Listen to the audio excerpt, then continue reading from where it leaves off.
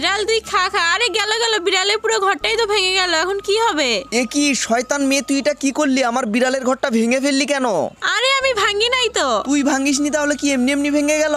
বলছি তো ভাঙিনি। আবার মুখে মুখে কথা বলিস, দাঁড়া তোকে তো এই ঝাড়ুটা দিয়ে পিটাবো আমি। ওরে বাবারে, তাড়াতাড়ি এখান থেকে পালিয়ে যাই। এই দাঁড়া দাঁড়া বলতেছি, কোথায় পালাবি তুই শয়তান মেয়ে? তুই আমার কিছু করতে পারবি না, গেলাম আমি। ওই ভাঙা বাড়িতে থাকার চেয়ে নদীর ঘাটে থাকাই ভালো আছে। আমি এখানে একটা রান্নার চুলা বানিয়ে নেই। এই তো এই পলিথিনে ব্যাগেই রান্না করব, পানি একটু গরম হোক। আমি ততক্ষণে বড়শিতে নদী থেকে মাছ ধরে আজকে মাছ রান্না করে খাবো। শয়তান মেয়েটা আমার বিড়ালের ঘরটা ভেঙে রেখে চলে গেল, এখন বিড়ালগুলো থাকবে কই? এই ঘরটাকে আবার নতুন করে বানিয়ে নিতে হবে।